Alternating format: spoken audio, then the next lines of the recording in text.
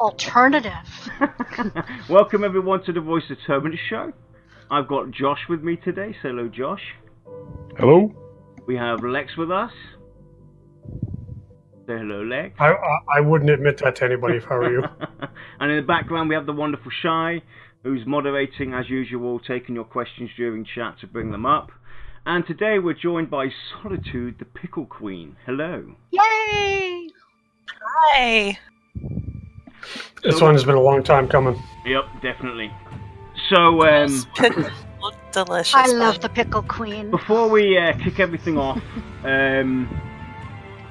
as you guys have noticed, the last 2 weeks we haven't been able to stream out our shows. That was due to the fact that my PC was acting out, and we've got it semi-working, so everything should be good for the time being. So that's a good note. And today, but Lexa kind of messed that up right now.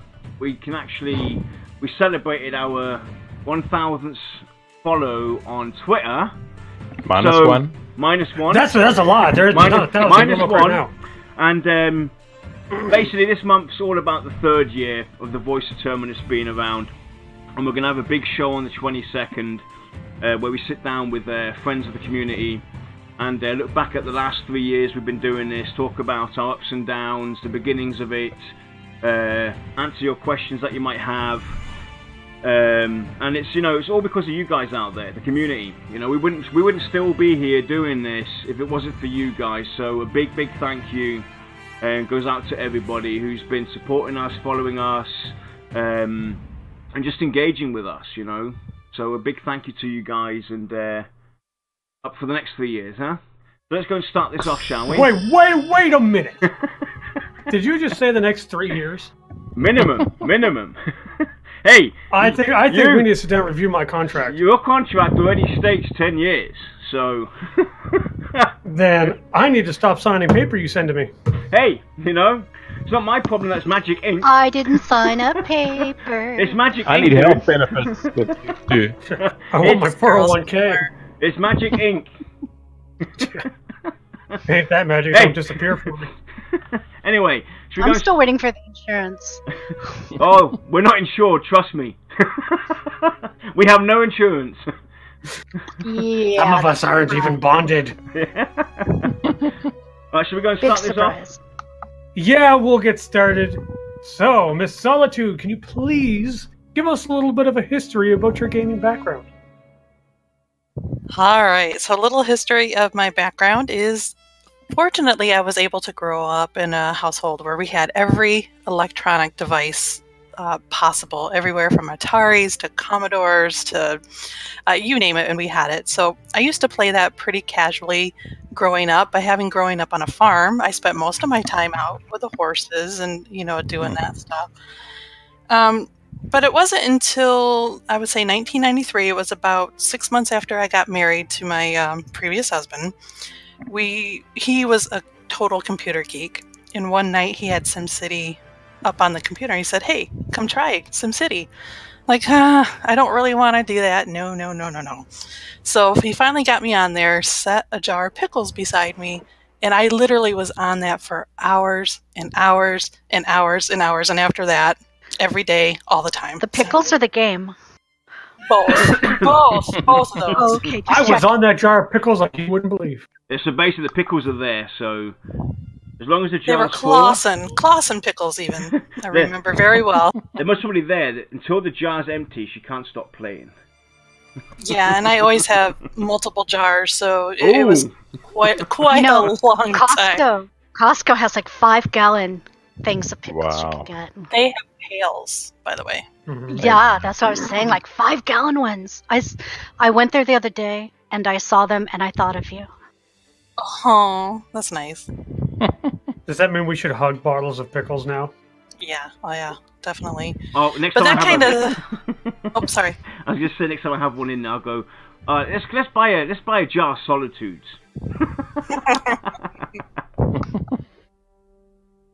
So yeah, from there I kind of went on to my first real online game was The Sims Online. Don't laugh, I know, but it was way back in the day. And from there, I went to That's Star a Wars thing? Galaxies. Yeah, it was for quite a while. It was, you just kind of ran your little Sims around, and you either like played the piano or did all these skills ups and stuff. That was actually the first game my wife even played as well. Not the online version, the normal Sims. That was actually the first time she got into gaming. When I sat in front of her PC after I repaired it for her father, they had the Sims, and that's when she got into it all as well. So. Yeah, I played the base game for a while, but when you get online, it just opens up the whole new world to interacting with people and being social. I warn people, SimCity is a gateway drug. Oh yeah, it is. Like Hello Kitty. Don't you bash Hello Kitty with me, mister. Hardcore. Right, so you win? Oh, yep. So then I graduated to the Star Wars Galaxies, which I played for quite a while. That game is probably one that I love very much, and up into a certain point when it started going downhill. But once I was done with that, I went to EverQuest 2, and I played that for over 12 years. That's what I've been playing that game. Hey, we can celebrate together. I had 12 Part of me wants to say I'm so sorry. So, I'll just mix it up a bit here and ask, what are you currently playing? Are you still playing EverQuest, or is there any other games that you are busy playing at the moment? So I peek on to EverQuest 2 every once in a while because it is my love, my game. So I have to peek in there every once in a while. But I've been playing ESO for probably about 3 to 5 months now. Okay, and how are you finding that? Well, I will tell you, when I first played it, I played for 5 minutes and said, "Hell no, I'm not playing this." We've all been there. We've all been there. We've all done that. Yep, definitely. And then I didn't play it for like probably 2 to 3 years, and then I ended up going back to it last year because I was kind of gaming by myself and figured I'd give it a try. And then I just kind of fell in love with it. They made a lot of changes and stuff, so that's where I'm at now. Nice. So, with the MMOs you've been playing, what has been your best and worst moment in an MMO? Oh, goodness. There's so many years to choose from. But I'm going to say, and I'm going to do a lot of referring to EverQuest 2, because, again, that's been my base game for 12 years and where all my experiences. Excuse me. But I'm going to say it was probably the night... I was playing a warden in EverQuest 2. Awesome. And all the rage at the time was about mythical weapons. And at the time, I was not a raider. I was a social player, role-play games, stuff like that. Did all my requirements, but the last piece to get your mythical weapon was a raid boss, of course. Yep, of course. Lucian's Peak. Yep, exactly. So thankfully, I was fortunate enough to meet a wonderful guild leader that introduced me to his guild and got me in the guild. And the first night I raided with them, they took me through, what I needed, and I was able to get my mythical. So it was awesome to see my name up, for everybody to see, Solitude takes possession of Bite of the Wolf or whatever, because everybody sees it when you do that. So that was the best moment. It was just awesome. Nice. And your worst? So the worst, sorry, I have dogs here that are all of a sudden want my attention. But so the worst is going to be, when I was in a higher end raid guild at one point, we raided, 3 or 4 times a night, weekends and everything. And everybody kind of, had that bond, and knew each other and stuff. And we had one gentleman who didn't show up for a couple nights, and we were all kind of worried about him and everything. And thankfully, our guild leader had his information, and he had called the cell phone, but it ended up he had passed away from a massive heart attack. Sure. And it was just, the bonds and the friendships that you create with people in games, even though I didn't even know his real name, and I never met him face to face, it was just heartbreaking. Yeah. Definitely. So that's definitely the worst. Okay. So let's go and have a look a bit about Pantheon. Talk about Pantheon a bit. So when and where did you hear about it first, and what was your initial reaction after learning about it? I cannot tell you when I first heard about it. I've known about Brad for a long time. I knew him through EverQuest 2. I kind of heard it through him when he kind of made the announcements, and I don't even know when that one. It was way back. Like, I want to say like 2015, 16 maybe. I may be off on my dates there, but it's been a while. Yeah. Nice. Had you heard of Brad? You obviously had heard of Brad Quay before. Oh yeah, I'm a Brad groupie. Okay. And was it based on his prior games? Yeah, pretty much. Because excuse me, I followed him through, EverQuest 2. Like I said, I had the chance to interact with him a couple times in that game. But yeah, I know what his vision is and what he's capable of doing. So yeah, obviously I followed him to Pantheon. Nice.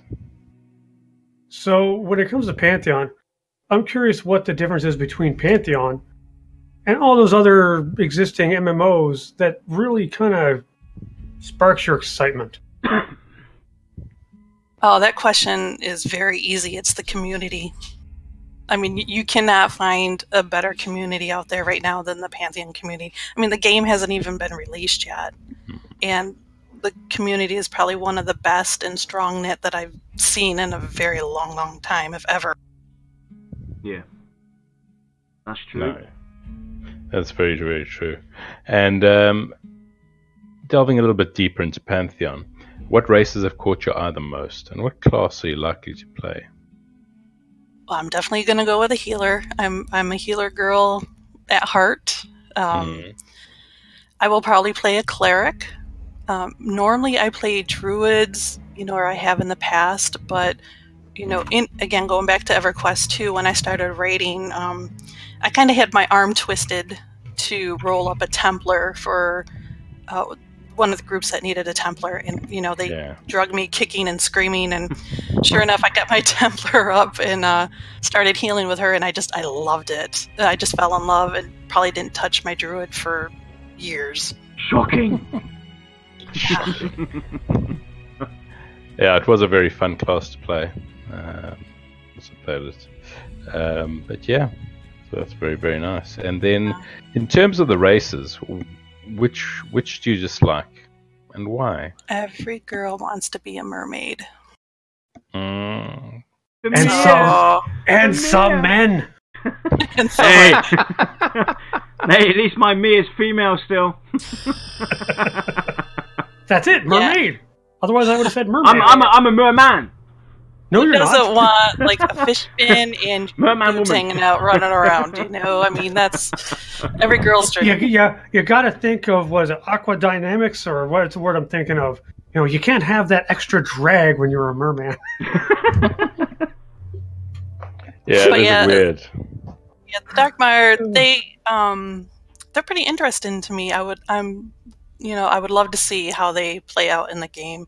Normally, what I play is either elf or some kind of elf variation, or a human.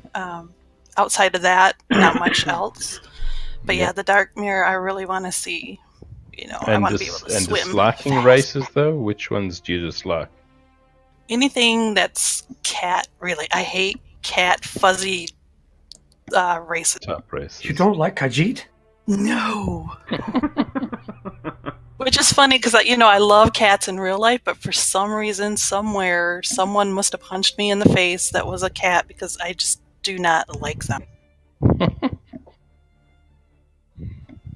Well, I guess everyone's got their dislikes, and they're entitled to them. Don't worry, I don't like the Khajiit either. Now, Yeah, maybe. I'm curious, do you prefer having each race having its own starting area, or are you more of a fan of everybody being able to start in one or maybe just two areas so that people can group up easier? I actually like individual areas. I like how it's kind of broken up a little bit. If I think if everyone was to start in one area, the load time and the lag times, but it doesn't really force anybody to go out of that and kind of reach out and see other people in other places. Yeah. So jumping into classes. I'm curious what classes you're typically drawn to, and what class you're kind of planning on for your main with Pantheon. It's going to be cleric, definitely. No druid? Healer.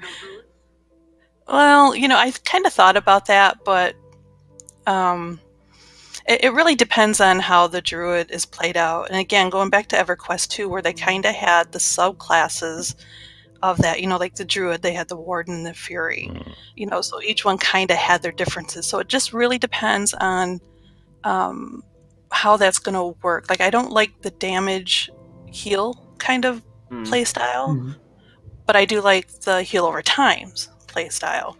So it just depends on how that is. But I know how clerics work, and I know the basics of that. So, and that's what I'm most comfortable with. Cool. Let's dive deeper into the classes. So we have, really tried to redefine the whole approach to the classes and add a little twist to them. But out of all of them that we've, heard about, seen, read about, which one really stands out to you?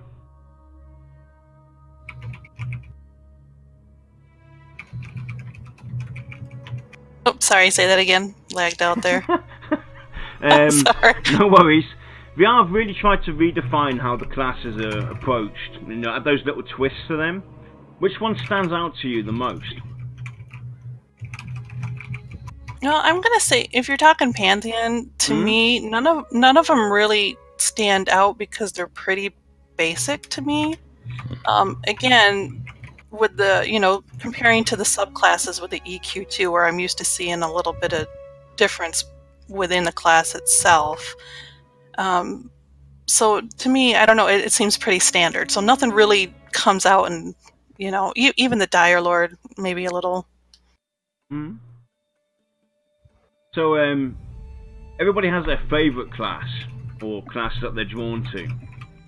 But are there classes out there that you dislike, that you will not play? Any kind of casters, wizards, little creepy gnomes, kind of stuff like that. Creepy. For some reason, I do not like to play any kind of casters that stand back and just kind of shoot things. I can kind of understand that, especially when you look at traditional MMOs, because the caster role, for me, tends to be pretty boring. Yeah. I can't stand that click, stick. Yeah. That's kind of the feel it has for me. You have a staff and you point it and shoot, point it and shoot, point it and shoot. I mean, it's just not very exciting to me. Right. Although there are people out there who would say that tanking is boring because all you're doing is basically making sure you hit your taunt, or healing is boring, so you're basically just playing, health bar whack-a-mole, but to each their own. Exactly. Maybe it's just robes. I don't know. I don't like dresses. Or their Maybe. squishiness. Or their squishiness at the end of the day. I find robes very drafty, and I don't like that, so... Is that rogues or robes? Rogues. Robe. I enjoy rogues. Like a dress, yeah. Rogues I enjoy thoroughly. Just Yeah, because I don't mind the melee either. I would rather do a melee than, the casters. I really wasn't paying attention. Did we finish with the class questions? Yes. Okay, cool. Those pickles, he's eating those pickles on the side. I'm paying attention to chat, and I'm having a hard time multitasking today. I think we all are. Today, when that's supposed to be every day. But we'll do a little side jump to the low here. I'm curious which of the racial lore is actually kind of stands out as your favorite. Doesn't have to be the race that you plan to play, but the one that you find most engaging. Anything that Chris Kane has done, just lights my fire. The voice. But no, yeah, it's the voice. But probably the lore. Again, I'm going to go with the Dark Mirror. just because to me it's different. It's something different that I haven't seen in the other MMOs I played. So the lore of where they're coming from and all that really piques my interest. Mm-hmm. So I'm kind of curious what you think about the Scars lore. I don't. For some reason, the Scar don't do it for me. But it's hard to get into. You gotta have an evil streak to enjoy it. Yeah, this. I mean, they're cool and all, but I'm just not excited for them. They're not cute, I guess. That's fine. Like I said, I always tell people, like, they ask why I enjoy. I almost always play the evil races. That's because you're evil. I got a little bit of an evil streak, and it helps me exercise. A little. You know, just a little. Just to let everybody know, we were playing a game the other day, and I think within the first 5 seconds, he ran over both Jan and myself as we entered the game. So that's how evil he is. No. Within 5 seconds, I mortared Yarn and I ran you over. And then I rezzed you and drove off. Yeah. I swear I'm good. Oh, I'm good. Oh God. So when it comes to like in-game economies, this is in itself a pretty heavy topic. That's true. But he ran over my PC too. Right. Yeah, and his PC. But I'll keep the question pretty simple. How do you feel about global auction houses versus local only, almost like storefronts? I don't want to say auction house because it gives you the wrong impression, but maybe like a local only storefront versus a global auction house. How do you feel about those? I kind of like the local auction houses better because, again, I like to get out and travel, and I think when you put the auction houses, in standard places like that, it's just... you're right. Hey, exactly. That's how I feel. But yeah, I like them. So it kind of forces you to get out of your box and go travel and see things. Yeah. Nice. So, with regards to mechanics in Pantheon, how do they look to you at this stage? And are you happy with the current mechanics in the game? Mechanics. Okay. So I'm a little different probably in most of the guests that come on here as far as mechanics in games and stuff like that. I'm not really a deep diver into all that stuff. Mechanics to me is, as long as I'm playing and I'm having fun and it's something I like to do, I leave that up to the devs and those who, all those lovely players who love to theorycraft and do all that stuff. I'm not really into that. I just like to play the game and have fun. So if it's working for me, then that's awesome. I would say that you probably react towards the movement mechanics of the game. I mean, if the characters don't move correctly, then obviously you're going to hate them. Yeah, I mean, that's true, but I'm also, and I'll take ESO for an example. When I first started playing that, oh my gosh, I couldn't move. I couldn't even take a step with my character because of the whole targeting system. But, I think if you just give things a try, eventually you'll figure them out a little bit. That's true. If it's a game I really want to play, then I'm going to learn how to turn and sidestep and dance and all that stuff. True. So moving on to some trade skilling. How do you view the crafting in MMOs, and do you actually make use of them? I love crafting, I really do, but my favorite thing is harvesting. I'm known for stealing nodes and, again, kicking people who try to get my nodes. I will stop a raid to get a node. I will jump off a cliff to get a node. So, crafting... I'll get that iron. That's I'll true. Get that shiny. And it can be a level 1 node. I don't care. If there's a node, I'm going to go after it. That's just the way it is. But crafting, I like crafting, but it's not my focus point on there. But I like to give the crafters what they need to make stuff for me, obviously. So, if we look at crafting in general, at the current state it's in, it's very one-dimensional. How would you shake it up? How would you shake up the crafting system in Pantheon to make it more fulfilling, more engaging? Anything you would do?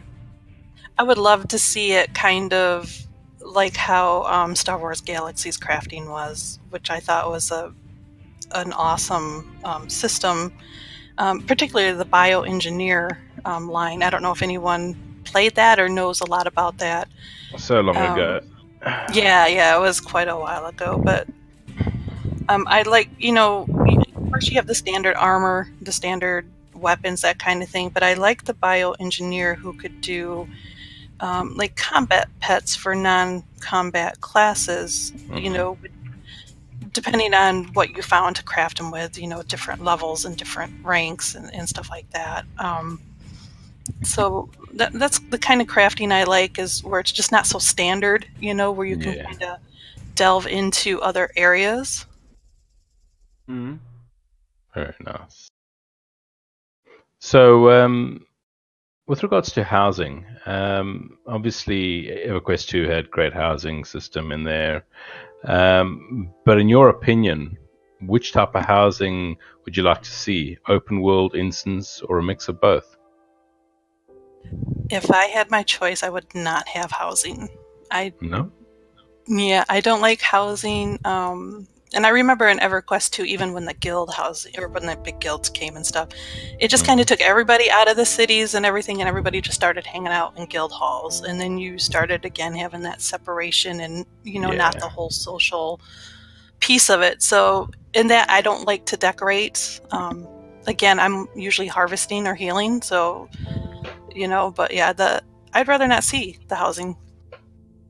I gotta say that response has actually surprised me. I also was surprised. Yeah? Almost every EverQuest 2 player I have ever known absolutely adores housing. Yep. Yeah. Yeah, the only thing that I used it for was inventory. I would just drop everything there and go. Me too. Exactly. I use it as a glorified storage chest. A large one. No interest. Yeah. I have no interest in housing whatsoever. So to me, it doesn't matter. Yeah. That's only one woman's opinion. So in terms of design, what do you think of Pantheon's current design philosophy? Do you feel it's a realistic looking approach works? God, I can't Yeah. Yes, I do. I what I've seen so far just to me looks wonderful, especially compared to the games I've been playing. It looks pretty close, if not beyond better than some of them that I play. Now, I have another one of the hot button questions. Can I just say that I like that smile on Josh's face right now? Take a picture. You don't see it that often. I'm gonna get that. I'm gonna get a picture of his face like that. I'm gonna get embroidered on a pillow. I'm gonna sleep on it every night. Actually, I'll take that back. If we ever do another session of us playing Ghost Recon Wildlands, you should watch that stream, because you'll only see Josh like that the whole entire time. He actually left the game with a headache, with a migraine. He was laughing so hard. I got myself a headache. That's like the highlight of my night, just so you guys know. That's all I wanted, was a big old smile from him. Yeah, got it. There you go. So, another hot button question, which I seem to always get. I wonder why. Yeah. I wonder why. Flexer, a hot button? Oh, gosh. Yeah, I know. So, I'm curious what your thoughts are on whether Pantheon should evolve or simply expand. And what I mean by that is, should they go back and change the world during expansions or updates? For example, maybe a town gets bigger or a town gets smaller or something of that nature. The world will evolve. Or should it be your standard model of everything remains static, but you just get more of the world? So I can't have both. That's a good question. Yeah, I kind of like both. So when you talk about the cities expanding and stuff like that, I would love to see more things like underground expansion, like tunnels or crypts and kind of things like that, as opposed to the outward, more space, But I do think both. I do think you need more lands, or more areas to explore. I like that as well. So that's kind of my answer to that. Okay. Well, I'll throw in. Let's see. I'll throw in another question. Yeah, I'll throw in another question just to mess everybody up. Oh Lord. Because that's just my day. When an expansion hits, do you feel they need to be end game only, or should they be the entire spectrum from level 1 to max in terms of content? Oh, the entire spectrum. Because how else are you going to, keep new players even interested? Or, a lot of people like to go back and redo things, and putting some new things in there always makes it exciting and makes people want to go back and play the new areas a little more. Okay. Kind of want to jump out of my seat and cheer a little bit. Yeah. So Yeah, in regards to expansions in general, most games usually, expand their world, expand the lore for that expansion. Would you like to see Pantheon reuse the old areas and add content towards that regard as well, rather than just, hey, here's another expansion with a new zone to explore and 5 new dungeons and 4 new raids? Would you rather see something where they take the old continent and add towards that, rather than just, bringing out something new?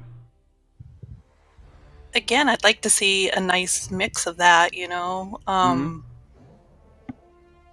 As far as new content goes in expanding, I mean, as long as you're doing both, because if you do it one way so many times, it kind of gets, another expansion, another area. But if you redo some of them and kind of mix it up and kind of do one time, one the next time, you keep that variety, that spice of life, so to speak.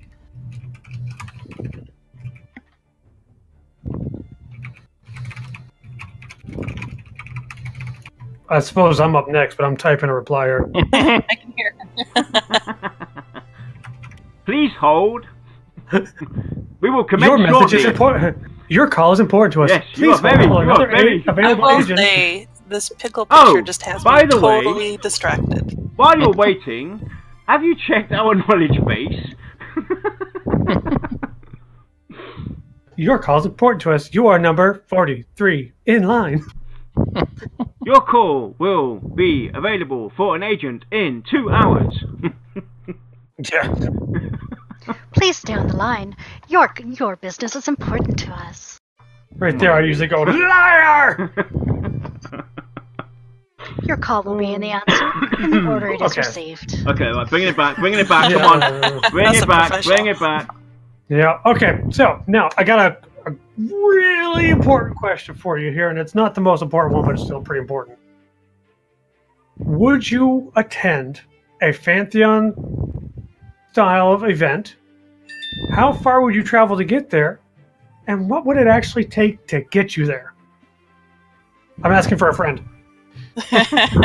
So, absolutely, yes, I would. I was fortunate to be able to go to PAX East this last year, where the guys were. I was able to, meet them all and go to the meet and greet after. It would take a jar of pickles to get me there, maybe just one pickle to get me there. And I would, and I'm really not limited to how far I would travel, as long as it's, on this continent. I don't do airplanes or anything like that, but yeah, I would love to go to an event for sure, and meet some other people and do the face-to-face stuff. Yes, pickles are allowed on planes, by the way. Even though they're deadly weapons. Yeah, they're very dangerous. So, let's just presume for a moment Pantheon has evolved even further than it has. Let's say we're at release. Where would you see Pantheon 3 years from there? what would it have evolved into? Well, I'm hoping that I would just be happy with it maintaining the community and the sustainability to get to 3 years. You know, a lot of MMOs aren't getting that these days. You're breathing into it. It's kind of hot. Let them do it. Everyone stop talking. Listen. Yes. He's trying to ask us something. Luke, you are my father.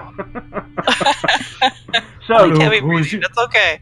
Luke, who is your daddy and what does he do? Please continue, Solitude. I forget where I even left off. But yeah, so, you know, even if it can just sustain itself for 3 years with the same community, obviously the content coming out at a nice rate, I think that would be a good thing. Like I said, I don't think many MMOs go very far anymore. The bare minimum. Yeah. So now for the most important question of all. Who is the VOT host with the most? I have a lot of love to give, just so you know. But I'm a girl, and I have to go with my girl. Because I know who keeps you guys together. Shy, did you hear that? I didn't. I'm speechless. I love you, Solly. I love you too. You keep these guys in check, and you do a great job. You're so good to me. She beats me when I get out of line. I got a vote. Did you hear that? They like me. She really likes me. Now she's gonna be... but Shy, the thing is, as far be as quiet. Let me revel in my glory for a minute. As So far as hush. I remember, your bird got a vote before you did. I know.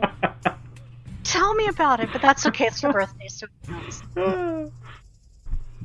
So that brings us. Ex Moco Hush. Shy, do you have anything from chat? No, just What, Ex Moco being a turkey. Well, we know that.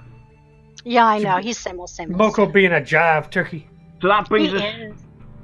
to the end of the Q&A. Solitude, it was a blast having you on, getting to know you a bit more. I got a vote. I got a vote. Next week we have a very special show for you guys. Am I getting fired?